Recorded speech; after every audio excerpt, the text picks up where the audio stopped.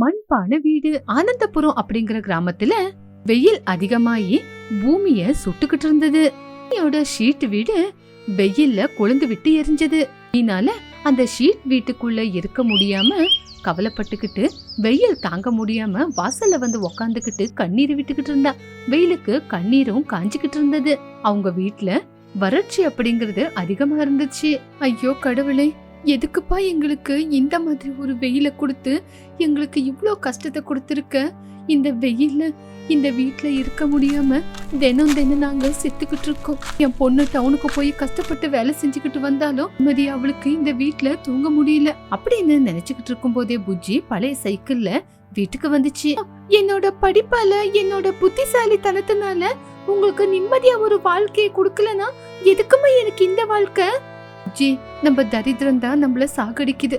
பக்கத்து பங்களால நாய் கூட ஏசில இருக்கு. ஆனா நம்மளுக்கு அந்த மாதிரி வாழ்க்கை கிடைக்கலையே. இந்த சூட்டுக்கு நான் செத்துருவேனான்னு எனக்கு பயமா இருக்கு. ஒருவேளை நான் செத்துட்டா என்னோட பணத்தையாவது சில்லுன்னு இருக்கிற ஒரு இடத்துல அடக்கம் பண்ணிருமா? இதுதாமா என்னோட கடைசி ஆசை அப்படின்னு சொன்ன உடனே புஜ்ஜி கவலையோட அம்மாவுக்கு குடிக்க கொஞ்சம் தண்ணியாவது எடுத்து கொடுக்கலாம் அப்படின்னு வெளியே வந்து பார்த்தா. பக்கத்து வீட்டு பங்களாவில மகாராணியா இருந்த சிச்சு காக்காவும் உங்க வீட்டுல வேலை செஞ்சுக்கிட்டு இருந்த குஹுவும் இல்லன்னு ஐஸ் போட்டு ஜூஸ குடிச்சுக்கிட்டு சிச்சு தென்ன விட்டா. என்ன புஜ்ஜி, ஏதோ பட்டணத்துக்கு போய் இன்ஜினியரிங் வேலை எல்லாம் செய்தியாமா? இருந்தாலும் உங்க அம்மாவுக்கு நிம்மதியா ஒரு சில்லுன்னு ஒரு வீட்டை கட்டி கொடுக்க முடியல. 500 ரூபாய் கொடுத்து ஒரு ஏசி கூலரை கூட உன்னால வாங்கிட்டு வந்து கொடுக்க முடியலையா? வீடு இப்படி சுட்டுக்கிட்டு இருக்கே, உங்க அம்மா என்ன வீட்டுக்குள்ள வெந்துகிட்டு இருக்காளா? என்னவோ சாஃப்ட்வேர் இன்ஜினியர் அப்படின்னு சொல்றீங்க, என் கண்ணுக்கு பார்த்தா அப்படியெல்லாம் தெரிய மாட்டேங்குதே. ஏதோ கூலி வேலைக்கு போயிட்டு வர மாதிரி தான் தெரியுது. அந்த சூட்டுக்கு அந்த வீடே விழுந்துருச்சுன்னா இவங்களுக்கு இருக்க கூட இடம் இல்லையே. என்ன துணி, ஏசில உக்காந்துக்கிட்டு நீ ஒரு நாள் முழுக்க வேலை செய்யற, உங்க அம்மாவுக்கு மட்டும் ஏசி இல்லையா? உங்க அம்மாவை நாங்க வீட்டு வேலைக்கு வர சொன்னோம், உங்க அம்மா வரல. இதுவும் வேணும் இன்னமும் வேணும். குஹுவாத்து சிச்சு காக்கா பேசுறத பார்த்து துணிக்கு கண்ணுல கண்ணீர் வரல. அதுக்கு பதிலா அவங்க மேல கோவம் வந்துச்சு. கோவமா சிச்சுவை பார்த்து, என்ன சிச்சு அத்தை, உங்க வீட்டுல ஏசி வேலை செய்யலையா? அதனாலதான் 2 பேரும் ஐஸ் போட்டு வெளியே உட்காந்து ஜூஸ் குடிச்சுக்கிட்டு இருக்கீங்களா? உங்கள மாதிரி எல்லாம் இல்ல, நாங்க சுயமா சம்பாதிச்சு எங்க காலு மேல நாங்க நிக்கிறோம், மத்தவங்களுக்காக இல்ல. உங்க வீட்டுல ஏசி இருக்கலாம், ஆனா உங்க மனசு இருக்கே அது கார்பரேஷன் தொட்டியோட கேவலமானது.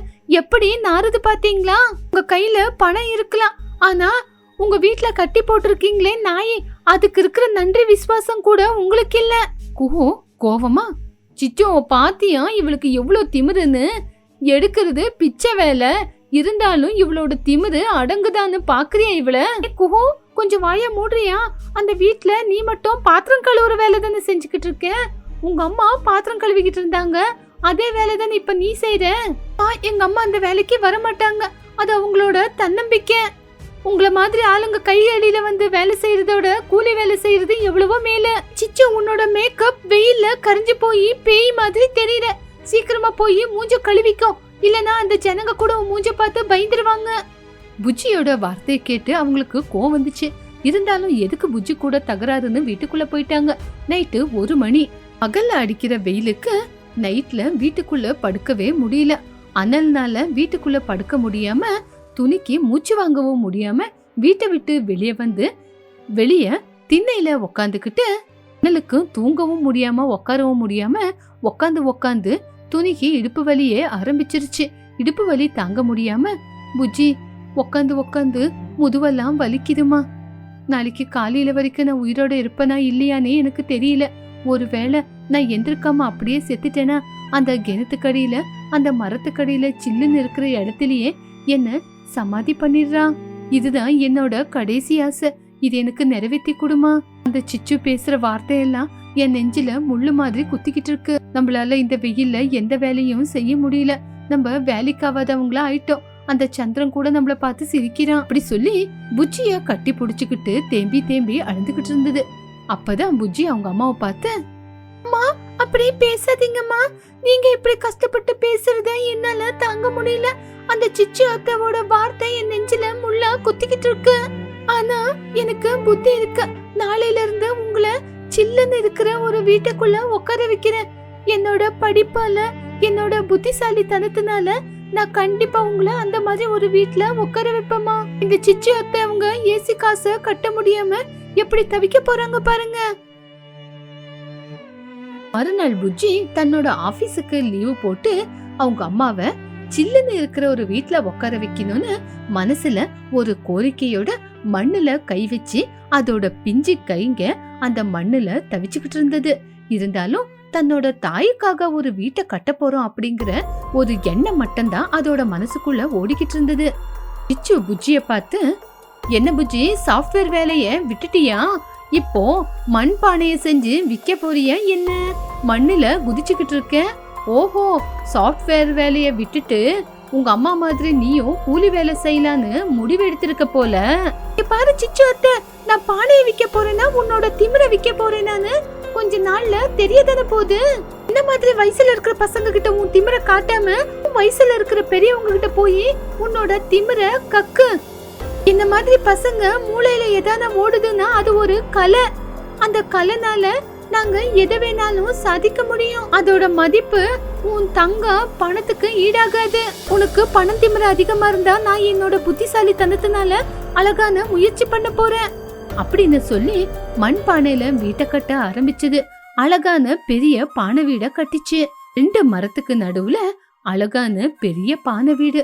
அது பார்க்கவும் அழகா இருந்துச்சு. அந்த வீட்டுக்குள்ள நல்ல சில்லுன்னு எதமாவும் இருந்துச்சு. துணி வீட்டுக்குள்ள வந்த உடனே அந்த சந்தோஷத்துல ஆனந்த கண்ணீரை விட்டது. துணிக்கு அது பெரிய ஆச்சரியமா கண்டது. புஜ்ஜி கையில இவ்ளோ பெரிய கலை இருக்கா அப்படின்னு யோசிச்சுது. இவ்வளவு நாளா எனக்கு ஒரு நரகத்துல இருக்கிற மாதிரியே தோணிச்சு. ஆனா இன்னைக்கு என் பொண்ணோட புத்திசாலி தனத்தினால இன்னைக்கு நான் இந்த மாதிரி இருக்கிற ஒரு ஸ்வர்க்கத்துக்கு வந்திருக்கேன்.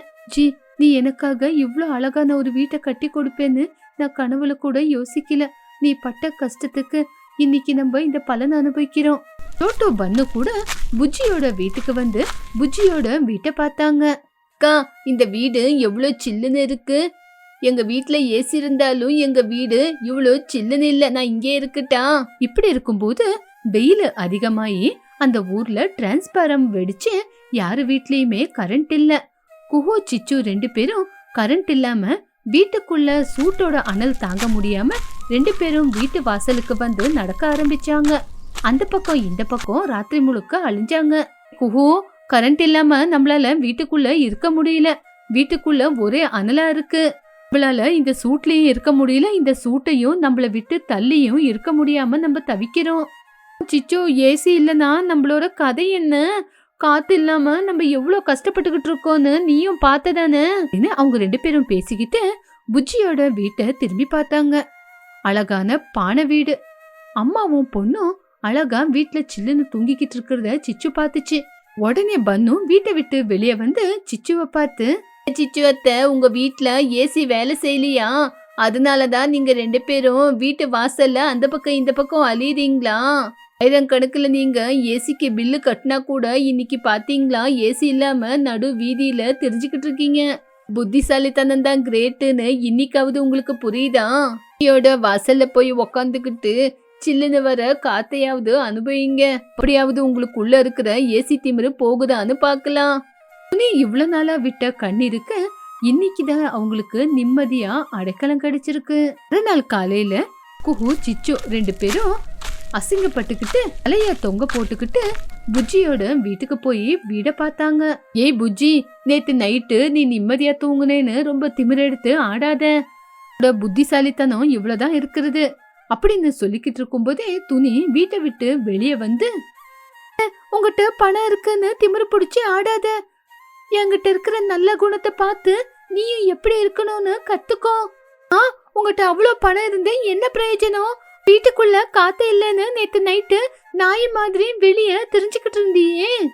கூலி வேலையை தான் செய்ய போறேன் அப்படின்னு இவ்வளவு திமிரா பேசின. இன்னைக்கு பாத்தியா 5 ஊர்ல இருந்து ஜனங்க வந்து அவங்களுக்கும் எங்களை மாதிரி ஒரு வீட்டை கட்டி கொடுக்க சொல்லி எனக்கு ஆர்டர் கொடுத்து பணத்தை கொடுத்து போயிருக்காங்க. அம்மா, உனக்கும் என்ன மாதிரியே ஒரு பானை வீட கட்டி கொடுக்கட்டா இல்ல பெரிய பங்களாவை கட்டி கொடுக்கட்டா? புஜ்ஜி பேசுறத பார்த்து ஊரு ஜனங்க எல்லாருமே கை தட்டினாங்க. சிச்சோட சின்ன சின்ன வார்த்தையும் கால்ல முள்ளு குத்துன மாதிரி இருந்தது. சிச்சோ, திமிரு இருக்குன்னு அதிகமா ஆடாத. அந்த திமிரு ஒரு நாள் இல்லனா ஒரு நாள் உனக்கு தான் கேடு. என்னோட மண்பானை வீடு தான் பெருசு அப்படின்னு இன்னைக்கு நான் நிரூபிச்சிருக்கேன். இனிமே என்னையாவது எங்க அம்மாவையாவது உன் வீட்டுக்கு வேலைக்கு வரல அப்படி இப்படின்னு வாய்க்கு வந்த மாதிரி பேசினேன்னா அதுக்கப்புறம் நான் உன்னை சும்மா விட மாட்டேன். பணம் உங்ககிட்ட இருக்கிற வரைக்கும் தான் எல்லாரும் உன் கூடயே இருப்பாங்க. பணம் மட்டும் உன்னை விட்டுட்டு போயிடுச்சுன்னா யாருமே உன்னை கிட்ட கூட சேர்த்துக்க மாட்டாங்க. இவ்வளோ காலமா துணியோட பொண்ணான புஜ்ஜிய பத்தி எல்லாரும் எதேதோ பேசினாலும் இன்னைக்கு அதே வாயால கொண்டாடுனாங்க. இந்த கதை மூலியமா நம்ம தெரிஞ்சுக்க வேண்டிய விஷயம் என்னன்னா, சில்லுன்னு இருக்கிற குணம் கரண்ட் இருக்கிற வரைக்கும் மட்டும்தான். ஆனா புத்தியால நம்ம செய்யற ஒவ்வொரு விஷயமும் நாளைக்கு நம்மள கஷ்டத்துல இருந்து காப்பாத்தோம். நல்ல குணம் எப்பவுமே நம்மள விட்டு எங்கேயுமே ஓடி போகாது. மழையில் மீன் குழம்பு. பறவைங்களோட ஊர்ல அது மழை காலம் அப்படிங்கறதுனால இடைவிடாம தொடர்ந்து அந்த ஊர்ல மழை பேஞ்சுக்கிட்டு தான் இருந்துச்சு. மண் சுவரால கட்டியிருக்கிற வீட்டோட கூரையில இருந்து தண்ணி சொட்டிக்கிட்டே இருந்துச்சு. வெளி உலகத்தோட அவங்களுக்கு சம்பந்தமே இல்லாத மாதிரி பறவைங்க எல்லாரும் அவங்கவுங்க வீட்டுல அமைதியா வாழவும் ஆரம்பிச்சிட்டாங்க.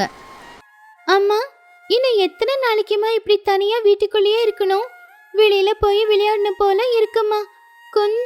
கொஞ்சமா வெயில் அடிச்சா ரொம்ப நல்லா இருக்கும். என்ன பண்றது புஜ்ஜி, இது மழை காலம் இல்லையா? மழையில வெளியில போனோம்னா நனைஞ்சிருவோம். நனைஞ்சா உடம்புக்கு முடியாம ஆயிடும். அதனால வீட்ல தான் இருக்கணும். ஆனா எனக்கு ரொம்ப போர் அடிக்குதுமா. தினமும் இதே கஞ்சி தான் செஞ்சு கொடுக்கற. தொட்டுக்க துவையல். எனக்கு ஏதாவது காரசாரமா நல்லா சாப்பிடணும் போல இருக்கே. அதை கேட்டு டோனி சிரிச்சுக்கிட்டே, இந்த நாட்கள்ல பச்சை மிளகாய் கிடைக்கிறதே ரொம்ப கஷ்டம் புஜ்ஜி. இருக்கிறத வச்சே அட்ஜஸ்ட் பண்ணிக்கணும்ல. புஜ்ஜி குருவி அதை கேட்டு கொஞ்ச நேரம் அமைதியா இருந்தா. அப்புறம் ஏதோ அவளுக்கு ஞாபகத்துக்கு வந்துச்சு. அதனால உடனே அவ டோனி கிட்ட வந்தா. அப்போ புஜ்ஜி ஆசையா, அம்மா, எனக்கு மீன் குழம்பு சாப்பிடணும் போல இருக்கு. நீ செய்வியே, இந்த புளிய கரைச்சி ஊத்தி நல்லா குழம்பு கொதிக்கும் போது ஒரு வாசம் வருமே, அந்த மீன் குழம்பு. அந்த மீன் குழம்பு உன்னால மட்டும்தான் சமைக்க முடியும். இந்த குடல சூட சாப்பாடோட மீன் குழம்பு போட்டு சாப்பிட்டா ரொம்ப நல்லா இருக்கும். அதை கேட்டு டோனி சிரிச்சுக்கிட்டே, உன் யோசனை நல்லா தான் இருக்கு. ஆனா இப்ப நான் மீனுக்கு எங்க போவேன்? வெளியில ஆத்து தண்ணி வெள்ளமா போய்கிட்டு இருக்கு. கால் எடுத்து வெளியில வைக்கவே பயமா இருக்கு. உசுறு முக்கியமா இல்ல மீன் குழம்பு முக்கியமா அப்படின்னு அம்மா சொன்னதை கேட்டு புஜ்ஜி அமைதியா உக்காந்துட்டான். புஜ்ஜியும் துணியும் பேசிக்கிட்டு இருக்கிறத வீட்டு வெளியில நின்னுக்கிட்டு அந்த ஊரோட தலைவரான மகிக்கழுகு தாத்தா கேட்டுக்கிட்டு இருந்தாரு. மகிக்கழுகு தாத்தாவுக்கு அந்த ஊர்ல இருக்கிற எல்லா பசங்களையும் ரொம்பவும் பிடிக்கும். அதுலயும் புஜ்ஜி அப்படின்னா அவருக்கு ரொம்பவும் பிரியம். மகிக்கழுகு வாசல்ல நின்னு இரும்பிக்கிட்டே,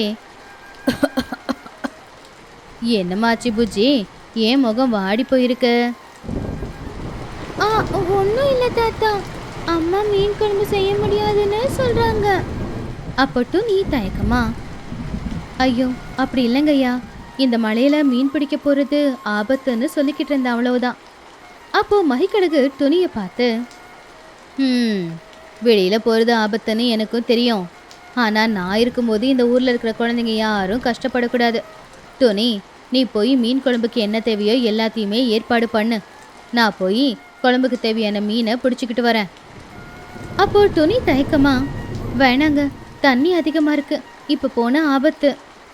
மகிக்கழுகு சிரிச்சுக்கிட்டே, இந்த வெள்ளத்தோட வேகத்தை விட நான் வேகமா பறப்பேன். என் ரெக்கைக்கு அவ்வளோ பலம் இருக்கு. நான் போய் வரேன் இரு. மகிக்கழுகு சொன்னது கேட்டு வேற வழியும் இல்லாம துணி சரின்னு வீட்டுக்குள்ள போயிட்டான். அப்போ மகிக்கழுகு அதுகிட்ட இருக்கிற ஒரு வலைய முதுகுல போட்டுக்கிட்டு பயங்கரமான மழையில மீன் பிடிக்கிறதுக்காக போச்சு. இது எல்லாத்தையுமே சிச்சு காக்கா அவ வீட்டுக்குள்ள இருந்தே பாத்துக்கிட்டு இருந்தா. இந்த வயசானவருக்கு இந்த மழையில இந்த சாகசம் வேலை தேவையா? ஒருவேளை அவரு மீனை பிடிச்சுக்கிட்டு வந்துட்டாருன்னா அப்புறம் துணியோட வீடு முழுக்க அந்த மீன் குழம்பு வாசம் தான் அடிக்கும். ஆனா துணியை விட நான் நல்ல மீன் குழம்பு வச்சு காட்டணும். மகிக்கழுகு மீன் பிடிச்சிட்டு வரேன் அப்படின்னு சொன்னதுனால துணி மீன் குழம்புக்கு தேவையான ஏற்பாடுகளை செஞ்சுக்கிட்டு இருந்தா. ஒரு உரல்ல அவ கொஞ்சம் வெந்தயம், கொஞ்சம் சின்ன வெங்காயம், பூண்டு, அப்புறம் காஞ்ச மிளகா எல்லாத்தையும் போட்டு இடிக்க ஆரம்பிச்சா. அந்த வாசம் வர ஆரம்பிச்சுது. புஜ்ஜி, வீட்ல புளி தீந்துருச்சு போல. நீ ஒரு கவர் எடுத்துக்கோ. அப்படியே சோட்டு அத்தையோட கடைக்கு போய் கொஞ்சம் புளியும் அப்படியே கொஞ்சம் வெள்ளமும் வாங்கிட்டு வா. இதை இப்பவே போயிட்டு வாங்கிட்டு வரேம்மா. புஜ்ஜி குருவி வீட்ல இருந்த ஒரு பனை ஓலை கொடைய பிடிச்சுக்கிட்டு சோட்டுவோட கடையில புளி வாங்குறதுக்காக போனா. இன்னொரு பக்கம் மகிக்கழுகு அந்த மலையில கொடுத்த வாக்க நிறைவேத்துச்சு. அதோட வலையில மாட்டின ஒரு பெரிய மீனை கொண்டு வந்துச்சு. மகிக்கழுகு கொண்டு வந்த அவ்வளவு பெரிய மீனை பார்த்து பறவைங்க எல்லாரும் ஆச்சரியப்பட்டாங்க. மகிக்கழுகு சிரிச்சுக்கிட்டே, பாத்தியா டோனி, நான் சொன்னனா இல்லையா? மகிக்கழுகு அந்த மீனை கழுவி 4 பங்கா வெட்டி ஊர்ல இருக்கிற 4 பேர் வீட்டுக்கு கொண்டு போய் கொடுத்தாரு. இருக்கிறதுலே பெரிய பீஸா புஜ்ஜிக்காக கொடுத்தாரு. ரொம்ப நன்றிங்க, உங்களாலதான் இன்னைக்கு என் பொண்ணோட ஆசையே நிறைவேற போகுது.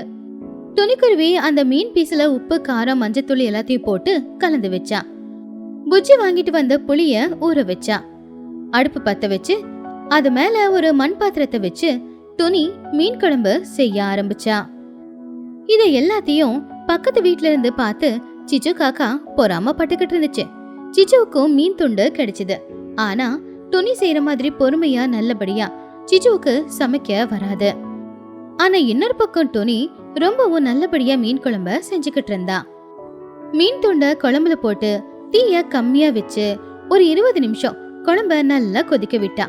கொதிக்க விட்டதும் அந்த குழம்போட வாசம் அந்த தெரு முழுக்க பரவ ஆரம்பிச்சுது. அந்த வாசம் வரத பார்த்து புஜ்ஜி குருவிக்கு வாயில எச்சில் ஊறுச்சு.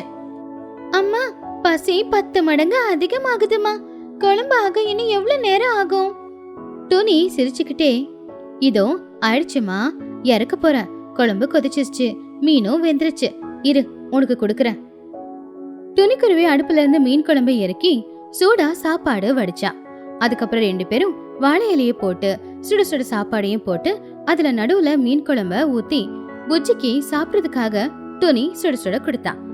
புஜ்ஜியும் அந்த மீன் குழம்ப ரசிச்சு ருசிச்சு சாப்பிட்டா.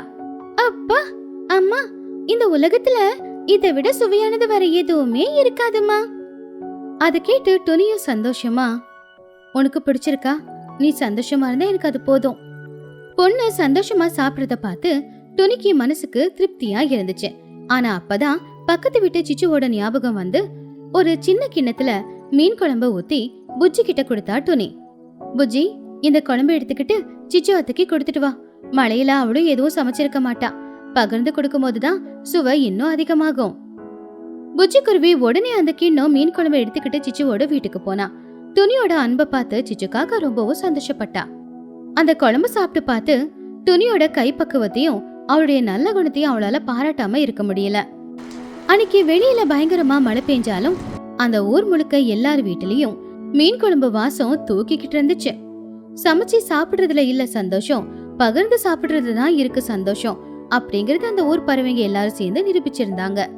அடுத்த ஒரு வாரத்துக்கு அப்புறமா தான் அந்த மழையும் நின்னுச்சு. இப்பதான் மெதுவா மெதுவா சூரியனோட ஒளி பறவைங்களோட கிராமத்துல விழுந்து எல்லாருக்கும் கதகதப்பா இருந்துச்சு. பறவைங்க எல்லாரும் அவங்கவுங்க வீட்டை விட்டு வெளியில வந்து வெயில்ல சந்தோஷமா நின்னுக்கிட்டு குளிர் காஞ்சுக்கிட்டு இருந்தாங்க. ஆனா அந்த சந்தோஷம் ரொம்ப நேரம் நிலைக்கல.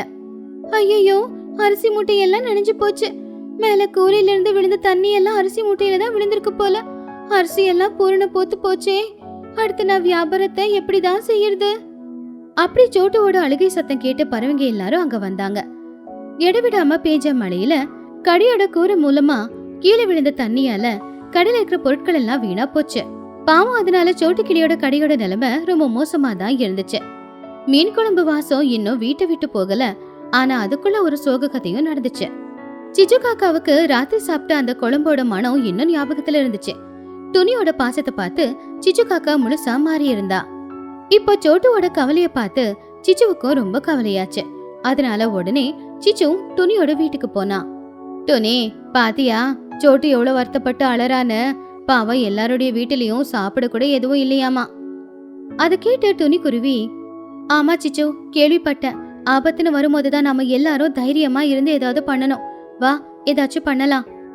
சிச்சு காக்கா துணிக்குருவி 2 பேரும் சேர்ந்து ஊர்ல எல்லார் வீட்டுக்கு போனாங்க. சில பேரோட வீட்டுல கொஞ்சம் அரிசியும் பருப்பும் இருந்துச்சு. சில பேரோட வீட்டுல கொஞ்சம் காய்கறி இருந்துச்சு. ஆனா ஊர்ல இருக்கிற எல்லாருக்கும் சமைக்கிறதுக்கு அது போதுமானது இல்ல. நம்ம ஊரோட எல்லையில மலைக்கு மேல லூசிபுரா வீடு கட்டிக்கிட்டு இருக்கால. வீடு உயரமா இருக்கிறதுனால மலையோட பாதிப்பு அவளுக்கு அவ்வளவா இருக்காது. அவகிட்ட போய் கேக்கலாம். அதுக்கு சிச்சு சந்தேகமா, அவ குடுப்பாளா? அவளுக்கு திமிரு ரொம்ப அதிகம், ரொம்ப சுயநலவாதியும் கூட. ஆனாலும் வேற வழி இல்லாம அவங்க லூசிபுராவை பார்க்க போனாங்க. அவங்க எதிர்பார்த்தபடியே லூசியோட வீட்டுல நிறைய அரிசி பருப்பு இருந்துச்சு. லூசி, ஊர்ல எல்லாரும் பட்னியா இருக்காங்க. உன்னால முடிஞ்ச உதவி ஏதாவது செஞ்சா அவங்க எல்லாரும் வயிறார சாப்பிடுவாங்க. அதை கேட்டு லூசி கோவமா, நான் எல்லாத்தையும் வச்சுக்கிட்டு இருக்கிறது என் குடும்பத்துக்காக. ஊர்ல இருக்கிற எல்லாருக்கும் கொடுத்தா நாளைக்கு என் குழந்தைங்களுக்கு நான் என்ன பண்ணுவேன்? அதெல்லாம் முடியாது, நான் கொடுக்க மாட்டேன். லூசி சொன்னதை கேட்டு துணியும் சிச்சுவும் வருத்தத்தோட வீட்டுக்கு திரும்பி வந்துட்டாங்க. இந்த விஷயம் மகிக்கழுகு கேள்விப்பட்டுச்சு. மகிக்கழுகு உடனே ரொம்பவும் கோவமா லூசி புறாவோட வீட்டுக்கு வந்துச்சு. மகிக்கழுகு கோவமா, இங்க பாரு லூசி, ஒரு குச்சிய ரொம்ப ஈஸியா உடைச்சிடலாம். ஆனா ஒரு கட்டு குச்சிய உடைக்கிறது யாராலையும் முடியாது. அதே மாதிரிதான் தனியா இருந்தா அது ஆபத்து. எல்லாரோடவும் ஒண்ணுமா இருந்தாதான் அது பாதுகாப்பு. ஊர்ல எல்லாரும் கஷ்டப்படும் போது உதவி செய்யலனா நாளைக்கு உனக்கு ஏதாவது பிரச்சனைனா யாரும் வந்து உதவி செய்ய மாட்டாங்க. இருக்கிறத ஊருக்காரங்களுக்கு பகிர்ந்து கொடு. மகிக்கழுகு சொன்னது லூசிபுராவுக்கு நல்லாவே புரிஞ்சுது. அவ அவளுடைய தப்ப புரிஞ்சுக்கிட்டா. மகிக்கழுகு முன்னாடி தலை குனிஞ்சு, என்ன மன்னிச்சிடுங்க, நான் ரொம்ப சுயநலமா யோசிச்சுட்டேன். என்கிட்ட இருக்கிற எல்லாமே ஊர்ஜனங்களுக்கு நான் கொடுக்கறேன். லூசிபுரா அரிசி பருப்பு கொடுக்கறேன்னு சொன்னதை கேட்டு ஊர்ல எல்லாருமே ரொம்பவும் சந்தோஷப்பட்டாங்க. துணிக்குருவியோட தலைமையில ஊருக்கு நடுவுல இருக்கிற ஆலமரத்துக்கு கீழே சமையலுக்கு தேவையான ஏற்பாடுகளை செஞ்சாங்க. சோட்டுக்கிளி அவருடைய கடையில மிச்சமா இருந்த உப்பு பருப்பு எல்லாத்தையும் கொண்டு வந்தா. சிச்சு காக்கா அவ தோட்டத்துல விளைஞ்ச காய்கறி எல்லாத்தையும் கொண்டு வந்தா. மகிக்கழுகு அவங்க வீட்டுல இருக்கிற பெரிய அண்டால தண்ணிய கொண்டு வந்து கொடுத்தாரு. துணிக்குருவி அந்த அடுப்புல ஒரு பெரிய பாத்திரத்தை வச்சு ஊர்ல இருக்கிற எல்லாருக்காகவும் சாப்பாடு செய்ய ஆரம்பிச்சா. நேத்து செஞ்ச மீன் குழம்பை விட ரொம்பவும் சுவையாவே எல்லாருக்காகவும் சமைச்ச அந்த சாப்பாடு இருந்துச்சு. அம்மா, இன்னைக்கு நீ சமைக்கிற சாப்பாட்டோட மனம் ரொம்ப நல்லா இருக்குமா? அதை கேட்டு துணி சிரிச்சுக்கிட்டே, அது எதுக்குன்னா இந்த ஊர்ல எல்லாருடைய பாசமும் கலந்துருக்குல, அதனால்தான். அன்னைக்கு சாயந்தர நேரம் பறவைங்க எல்லாருமே வாழை இலையை எடுத்துக்கிட்டு ஆலமரத்துக்கு கீழே வந்து உக்காந்தாங்க. துணி எல்லாருக்காகவும் சமைச்ச சாப்பாட எல்லாருடைய வாழை இலையில பரிமாறினா. அதை பார்த்து எல்லாருமே சந்தோஷப்பட்டாங்க. அன்னைக்கு அந்த பறவைகளோட கிராமத்துல பறவைங்க புது பாடத்தை கத்துக்கிட்டாங்க. மழையோ வெயிலோ வெள்ளமோ பனியோ எதுவா இருந்தாலும் சரி, எப்பவுமே ஒருத்தங்களுக்கு ஒருத்தங்க உதவி செஞ்சுக்கிட்டு ஒன்னா ஒற்றுமையா வாழும்போது எவ்வளவு பெரிய பிரச்சனையையும் நாம தைரியமா எதிர்கொள்ளலாம், சந்தோஷமாவும் வாழ்க்கைய வாழலாம்.